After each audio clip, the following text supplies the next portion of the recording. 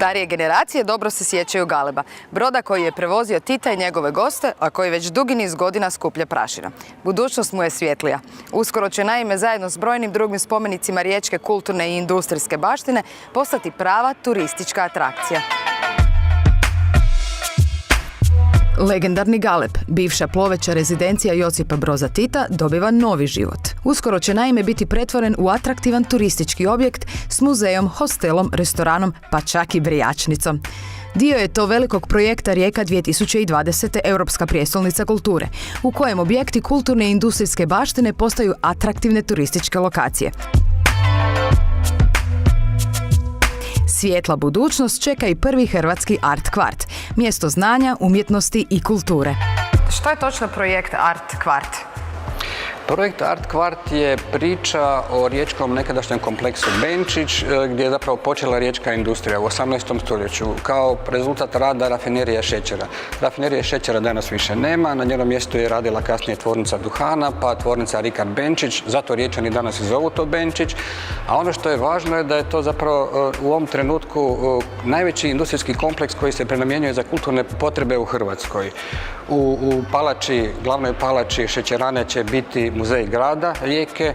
Mi se evo sad nalazimo u objektu koji je već dijelom prenamijenjen u muzej moderne i suvremene umjetnosti. U susjednoj velikoj građevini će biti gradska knjižnica, također će tu naći svoje mjesto i dječja kuća. S obzirom na tu gustoću, taj koncentrat kulturnih ustanova, Riječani to zovu kulturni kvart ili art kvart. Novi život ima i legendarni Torpedo, prvi riječki znanstveni laboratorij s kraja 19. stoljeća koji je dom izložbe muzeja grada Rijeke, ali i odličan podsjetnik na uzbudljivu prošlost. Riječani su jako emotivno vezani za ovakve lokacije jer su njihovi roditelji, njihovi djedovi i bake ovdje radili.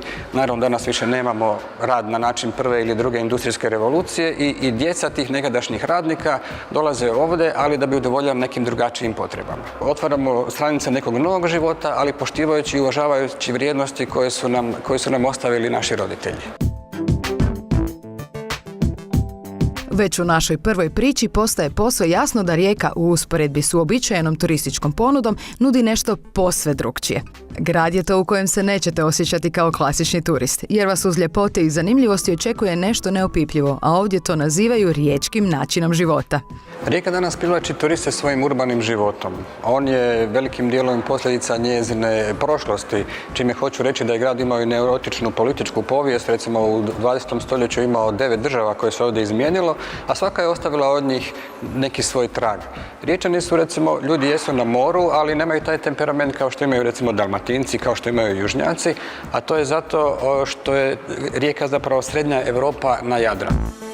Ako prošećete Korzom i bilo kojim drugim dijelovima središta grada, vidjet ćete brojne palače iz austrougarskog perioda, sa mađarskim autorskim pečatom, sa austrijskim i tako dalje. I to je na neki način oblikovalo duh Riječana. Taj kozmopolitizam, taj srednjoeuropski duh, zbog čega Riječani su malo onako manje temperamenti nego Južnjaci, smireniji su, opušteniji, neće zagledati u vas jako izravno, neće koristiti jake riječi, neće galamiti, ali to ne znači da vas ne osjećaju i da nemaju, recimo, osjećaj za vas. Možda ne bi bilo fair da to kažu sami Riječani, ali možemo to reći zato što su to dojmovi koji jako često se u Rijeci čuju od ljudi koji dođu u Rijeku. Tu čak bude i simpatičnih nesporazuma jer ljudi misle da ih Riječani, kako se to ako popularno kaže, ne tangiraju, ali nije to. U Rijeci, ako imamo o čemu razgovarati, ako imamo nekakav zajednički posao, onda ćemo to učiniti bez obzira tko ste i odakle ste, ako ste pristojan i dobronamjeran čovjek. A ako to niste, onda je svejedno opet odakle ste. Tako da ta jedna vrsta tolerancije nekako utkana u riječki duh.